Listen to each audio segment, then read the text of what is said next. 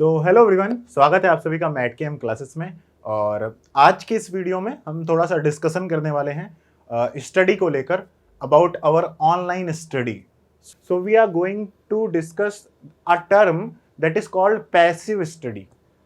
Online classes में passive study बहुत ज़्यादा धीरे धीरे हम लोगों के सामने आ रही है कि ऑनलाइन क्लासेस करते करते मैक्सिमम टाइम पर क्या हो रहा है कि स्टूडेंट्स धीरे धीरे अपनी ऑनलाइन स्टडी को पैसिव स्टडी में बदल दे रहे हैं।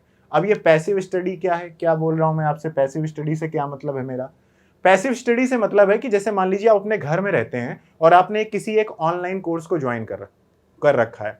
अब आपने उसने उस ऑनलाइन कोर्स को ज्वाइन कर रखा है, तो ऑनलाइन कोर्सेस को और ज़्यादा फ्रूटफुल बनाने के लिए, और ज़्यादा लुभावना बनाने के लिए, कहेंगे सही वर्ड ये होगा कि आपको क्या करा जा रहा है कि आपकी क्लासेस, आपकी ऑनलाइन कोचिंग्स, या फिर आप जहाँ से भी मटेरियल पढ़ रहे हैं, तो हम लोग क्या करते हैं कि हम लोग लेक्चर्स देख रहे हैं और हम लोग मान लीजिए आपने किसी टॉपिक के ऊपर कोई वीडियो देखी और वीडियो देखकर आप उसको समझ गए कि हाँ यार ये ठीक था, ऐसे ऐसे था, ठीक था।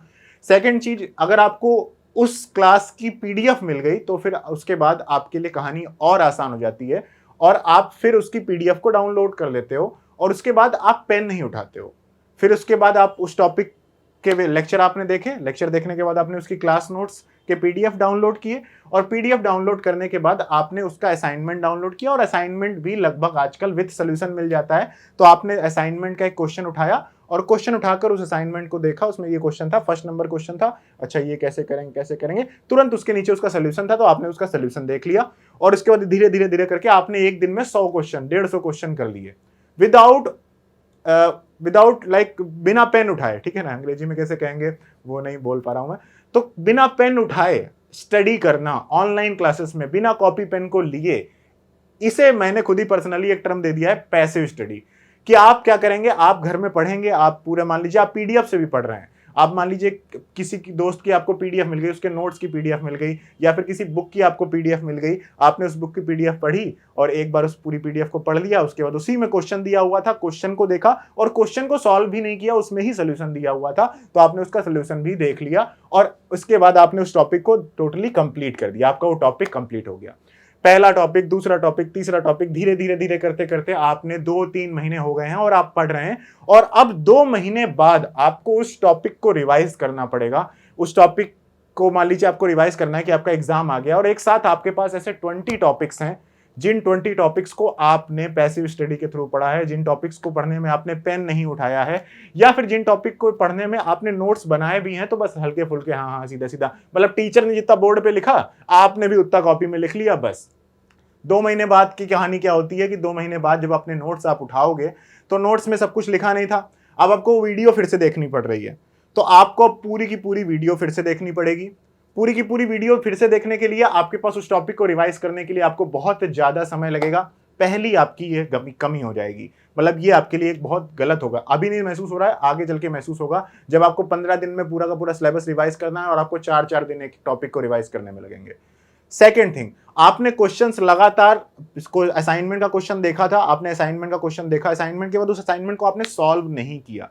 Most of you are not doing this. Maximum students हो सकता है कि लेक्चर्स देख के उसके पर्सनल नोट्स बहुत अच्छे से बना रहे होगे, सारे असाइनमेंट्स आप सॉल्व कर रहे होगे और उन असाइनमेंट्स में से जो आपको अच्छे क्वेश्चन लग रहे होंगे उन असाइनमेंट्स को अपनी कॉपी में भी लिख रहे होगे। इसके बाद आप टेस्ट दे रहे होगे और टेस्ट में जो आपको नए क्वेश्चंस मिले होंगे उनको भी आपने अपनी कॉपी में लिखा होगा। This is the good way, ऐसे ही पढ़ना चाहिए। बट अगर आप ऐसे पढ़ रहे हैं कि बस आप वीडियो देख रहे हैं, नोट्स नहीं बना रहे हैं, क्लास नोट्स कोचिंग से मिल जा रहे हैं आपको, उसके बाद आप असाइनमेंट उठा रहे हैं, असाइनमेंट को भी आप सॉल्व नहीं कर रहे हैं और असाइनमेंट को आप देख ले रहे हैं, उसका सोल्यूशन देख ले रहे हैं और उसके बाद जब आप उस टॉपिक का टेस्ट दे रहे हैं तो टेस्ट देने पर क्या हो रहा है कि टेस्ट देने पर आपके पास नंबर नहीं आ रहे, क्योंकि टेस्ट में तो आपके पास सोल्यूशन डायरेक्टली था नहीं।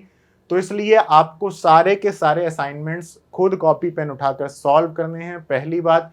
दूसरी बात, आपको लेक्चर्स देखने के साथ साथ उनके प्रॉपर अच्छे से अच्छे नोट्स बनाने हैं जो आपके पास खुद के हों। ठीक है, या तो फिर आपके पास कोई एक ऐसा नोट्स हो जो notes exactly same to same उसी पैटर्न में हो जिस पैटर्न में उस टीचर ने आपको पढ़ाया है और वो आपके पास हार्ड कॉपी में हो। तो हार्ड कॉपी में नोट्स हैं, फिर उसमें कुछ कुछ पॉइंट्स अपनी तरफ से भी ऐड करो और असाइनमेंट सॉल्व करो।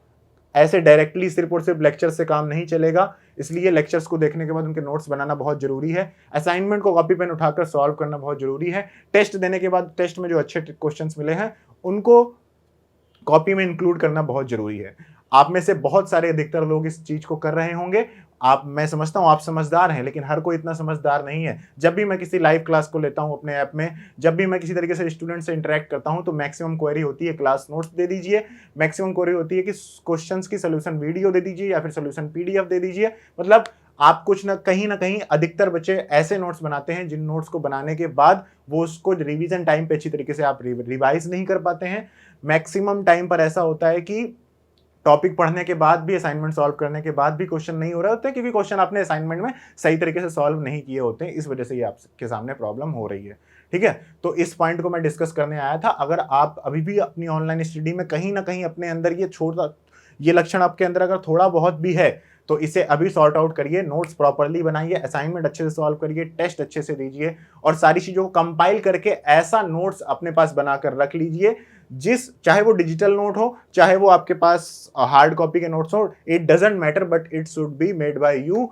That will improve your result drastically. Okay, so इससे बहुत ज्यादा फर्क पड़ेगा। अगर आप ऐसा कर रहे थे तो अच्छी बात है, और अगर आप ऐसा नहीं कर रहे थे या फिर धीरे धीरे आप नीचे की तरफ जा रहे हैं, पैसिव स्टडी की तरफ जा रहे हैं, तो ऐसा मत करिएगा। ये मेरी तरफ से as a friend, as a छोटा भाई, एज अ बड़ा भाई, एज अ फ्रेंड या फिर एज अ टीचर, जैसे भी आप समझिए, वैसे आप सभी के लिए एक सजेशन थी। एंड आई थिंक कि इस ऑनलाइन स्टडी के एरा में ऐसे जो भी पॉइंट्स बेनिफिशियल होने चाहिए आपकी स्टडी के लिए, क्योंकि आप घर में अकेले पढ़ रहे हो और हम यहाँ से आपको अकेले पढ़ा रहे हैं, तो आपके लिए जो भी हमें सजेशंस लग रहे हैं वो सजेशंस हम इसी तरह से वीडियोस के थ्रू आप सभी को प्रोवाइड करना चाहते हैं। तो अगर आपको ऐसे सजेशंस चाहिए, ऐसे सजेशंस अगर आपको अच्छे लगते हो, तो आप बस वीडियो को लाइक कर दीजिए, चैनल को सब्सक्राइब कर दीजिए। हमारी तो बस यही मांग रहती है, और अपने दोस्तों के साथ इस कंटेंट को शेयर करिए। Thank you so much guys for watching this video.